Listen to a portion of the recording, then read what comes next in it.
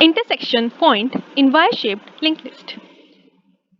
Given two singly linked lists of size n and m, write a program to get the point where two linked lists intersect each other. So इस question में हमें बोला गया है कि हमारे पास कुछ Y शेप में लिंक लिस्ट दे रखी होगी और हमें क्या करना है, हमें उनका इंटरसेक्शन पॉइंट निकालना है। जैसे Y की शेप क्या होती है, इट्स लाइक हमारे पास एक लिंक लिस्ट है, दो लिंक लिस्ट है और दोनों में कुछ पार्ट कॉमन है। सो वो कॉमन इंटरसेक्शन पॉइंट हमें निकालना है। सो एग्जाम्पल देख लेते हैं। अगर हमें 1 2 3 4 5 6 करके लिंक लिस्ट दे रखी है, एक हेड है 1 और हेड 2 है एस 10 20 एंड 3। तो यहाँ पे ये एक वाई शेप बन गया और ये जो इंटरसेक्शन पॉइंट है इससे पता चल रहा है कि ये जो दो लिंक लिस्ट चल रही थी इनमें इतना पार्ट कॉमन है। तो हमें ये फर्स्ट कॉमन अकरेंस निकालनी है बेसिकली। अगर ये इनपुट है हमारा तो आउटपुट में हमारे पास आना चाहिए as the data of the intersection node यानी कि 3। तो ये हम कैसे कर सकते हैं, एक बार आप खुद सोचो और फिर इस वीडियो पे आओ। सो आई होप आपने पॉज किया होगा। नाउ इससे करने का बेस्ट अप्रोच क्या है, आप खुद सोचो। अगर आप रोड पे हो और वहां पे भी ऐसे दो इंटरसेक्शन ऐसे पॉइंट बन रहे हैं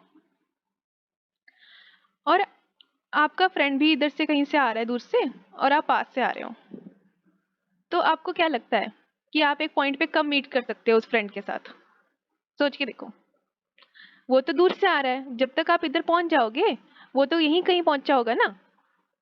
तो आप क्या करो कि आप दोनों सेम जगह मीट करो। आप उसे बोल दो कि भाई यहाँ से शुरू कर, मतलब वहां से शुरू कर जहां से तेरे को मेरे को दोनों को सेम डिस्टेंस पड़ता है ये वाला।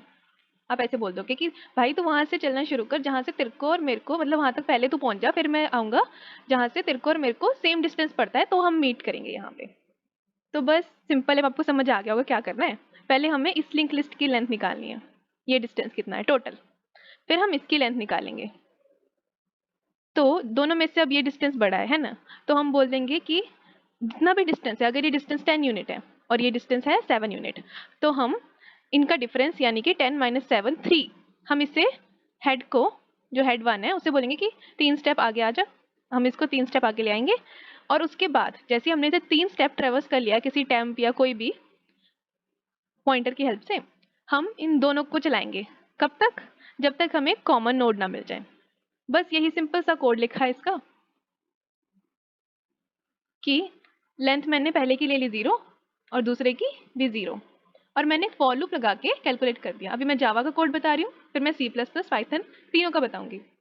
सो ये मैंने फॉर लूप लगाया, फर्स्ट की लेंथ निकाल ली, सेकंड की लेंथ निकाल ली, देन मैंने एब्सोल्यूट डिफरेंस निकाला क्योंकि मुझे नहीं पता कि लेंथ फर्स्ट की ज़्यादा होगी या सेकंड की, तो अभी मुझे नहीं पता।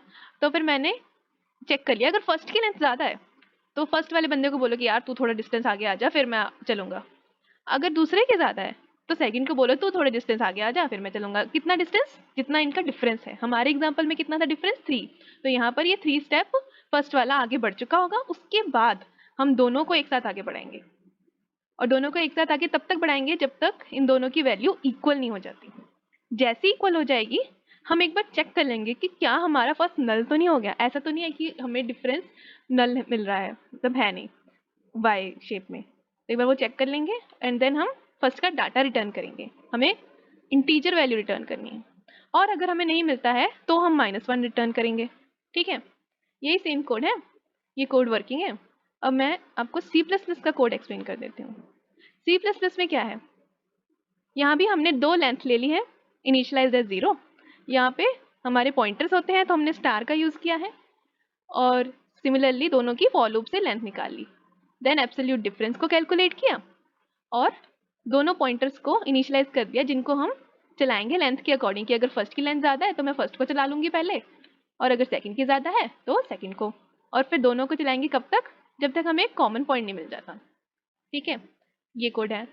एंड देन पाइथन में भी सेम ऐसा ही, बस पाइथन में हमने कुछ भी नहीं डिफाइन किया, ना हमने पॉइंटर कुछ भी नहीं, इंट कुछ भी नहीं, without any semicolon nothing, just हमने लेंथ को 0 ले लिया और यहाँ पे हमने करंट वेरिएबल का इस्तेमाल किया है हेड 1 को रेफर करने के लिए। क्यों? क्योंकि यहाँ पे हम वाइल लूप का इस्तेमाल कर रहे हैं। तो वाइल लूप में तो हमें अलग से डिफाइन करना पड़ता है किस पॉइंटर की हेल्प से हम करंट डॉट नेक्स्ट कर रहे हैं, और हमने लेंथ निकाल ली। फिर हमने 2 की लेंथ निकाल ली। पाइथन में प्लस प्लस ऑपरेटर का इस्तेमाल नहीं होता, तो इसमें प्लस इक्वल का हमने यूज़ कर लिया। देन हमने वही सेम कंडीशन चेकिंग की, डिफरेंस निकाला और इसको तब तक बढ़ाया जब तक कि हमारा डिफरेंस खत्म नहीं हो जाता। Same for the second. और फिर इन दोनों को हमने चलाया और रिटर्न कर दिया क्या? अपने हेड 1 का डाटा। हम हेड 2 का डाटा भी रिटर्न कर सकते हैं, क्योंकि हम कब रिटर्न करें? जब दोनों का डाटा इक्वल है, जब दोनों पॉइंटर्स आपस में कोलाइड हो रहे हैं। ठीक है, तो यहाँ पे टोटल 94 टेस्ट केसेस हैं और सारे के सारे क्लियर हैं। तो thank you so much for watching. अगर आप मेरी वीडियो बहुत टाइम से देख रहे हैं तो प्लीज़ सब्सक्राइब करो, लाइक करो, कमेंट करो, जितना शेयर कर सकते हो करो, और अपने इंटरव्यूज़ के लिए अच्छे से अच्छी प्रिपरेशन करो। Thank you.